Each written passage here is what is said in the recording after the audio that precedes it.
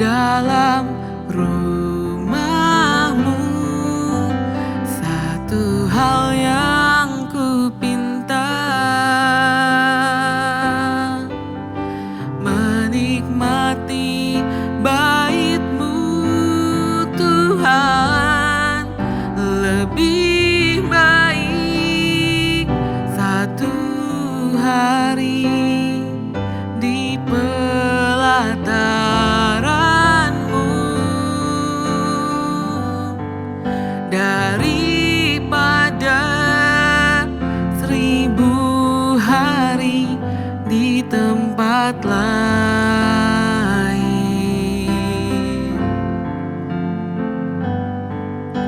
Memuji-Mu, menyembah-Mu, Kau Allah yang hidup, dan menikmati semua kemurahan-Mu.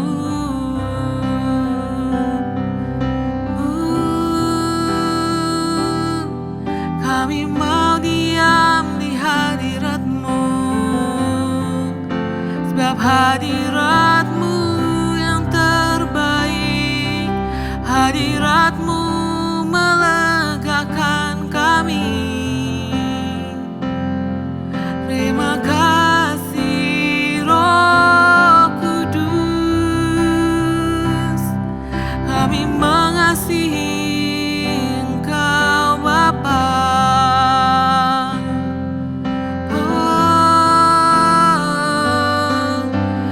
Lebih baik satu hari di pelataran-Mu daripada 1000 hari di tempat lain.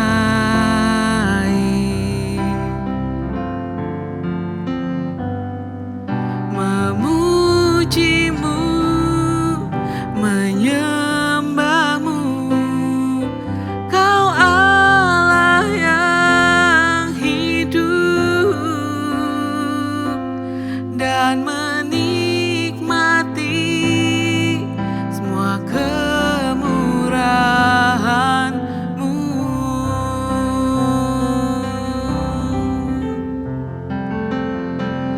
Dan menikmati semua kemurahan-Mu.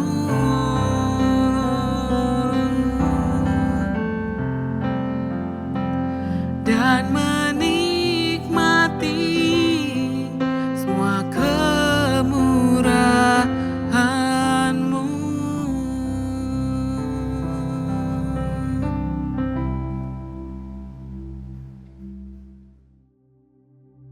Shalom saudara sekalian semua, kembali kita akan merenungkan firman Tuhan dalam Rise Up hari ini terambil dari kitab Hakim-Hakim 21 ayat 1. Orang-orang Israel telah bersumpah di Mizbah.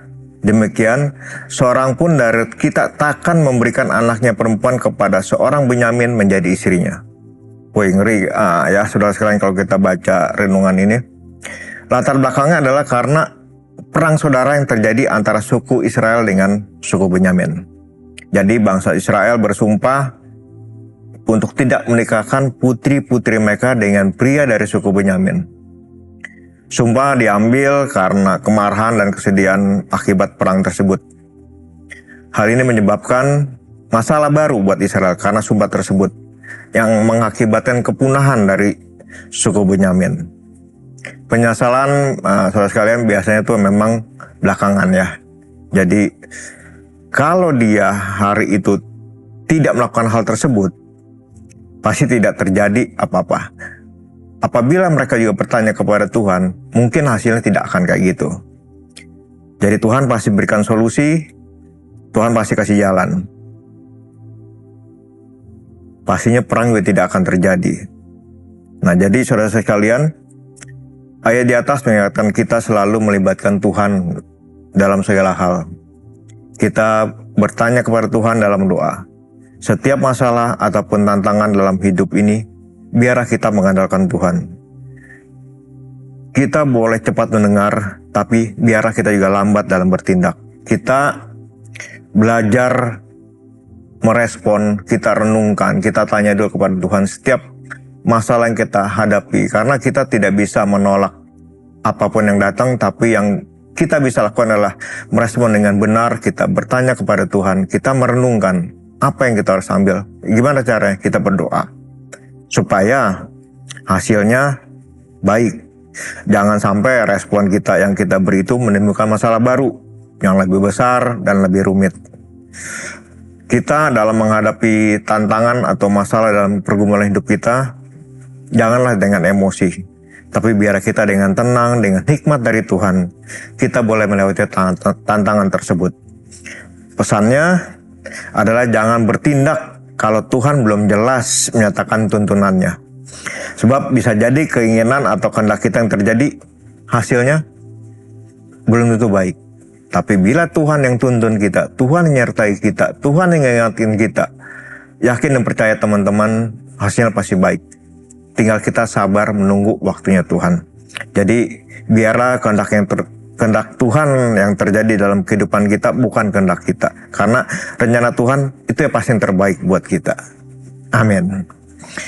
Terima kasih ya Bapa, terima kasih Tuhan untuk anugerah-Mu, untuk keselamatanmu, ajar kami untuk selalu merespon apapun itu dengan bertanya kepada Engkau, karena Engkau lebih tahu dari apapun juga Tuhan. Engkau yang berkuasa dalam kehidupan kami, Engkau yang berdaulat Bapa. Terima kasih Tuhan, tuntun kami sepanjang hari ini Tuhan. Biar apapun yang kami lakukan itu boleh menyenangkan hati-Mu selalu Bapa. Terpujilah nama-Mu kekal selama-lamanya. Amin. Hakim-Hakim 21. Suku Benyamin dapat tetap hidup. Orang-orang Israel telah bersumpah di Mispa. Demikian, seorang pun dari kita takkan memberikan anaknya perempuan kepada seorang Benyamin menjadi istrinya.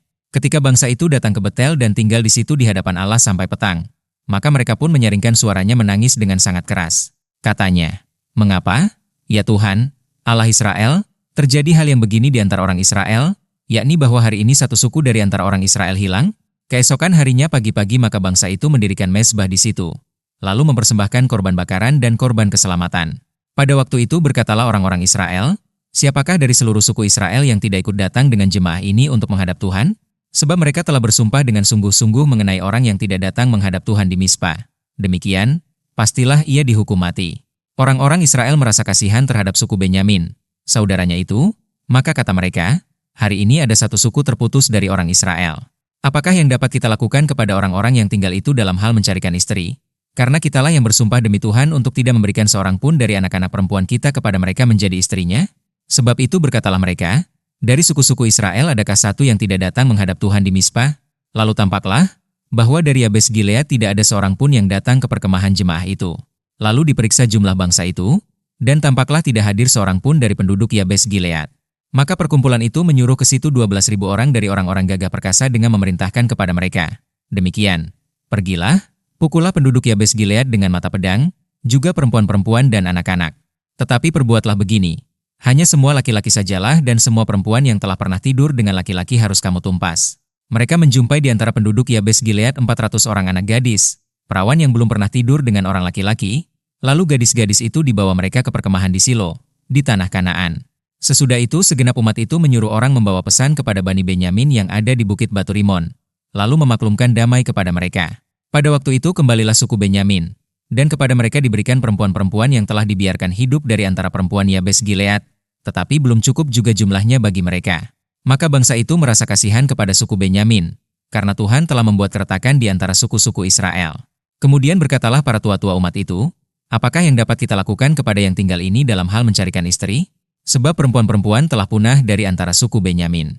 Lagi kata mereka, "Warisan orang-orang yang terluput itu haruslah tetap tinggal pada suku Benyamin, supaya jangan ada suku yang terhapus dari antara orang Israel. Tetapi kita ini tidak dapat memberikan istri kepada mereka dari anak-anak perempuan kita. Sebab orang-orang Israel telah bersumpah, demikian, terkutuklah orang yang memberikan istri kepada suku Benyamin." Lalu kata mereka pula, "Setiap tahun ada perayaan bagi Tuhan di Silo yang letaknya di sebelah utara Betel, di sebelah timur jalan raya yang menuju dari Betel ke Sikhem dan di sebelah selatan Lebona." Maka mereka berpesan kepada Bani Benyamin, "Demikian, pergilah menghadang di kebun-kebun anggur." Perhatikanlah baik-baik, maka apabila anak-anak perempuan Silo keluar untuk menari-nari, baiklah kamu keluar dari kebun-kebun anggur itu, dan masing-masing melarikan seorang dari anak-anak perempuan Silo itu menjadi istrinya dan pergi ke tanah Benyamin. Apabila ayah atau saudaranya laki-laki datang untuk menuntutnya kepada kami, maka kami akan berkata kepada mereka, serahkanlah mereka itu kepada kami dengan rela hati. Sebab dalam pertempuran kita tidak dapat menangkap seorang perempuan untuk menjadi istri mereka masing-masing.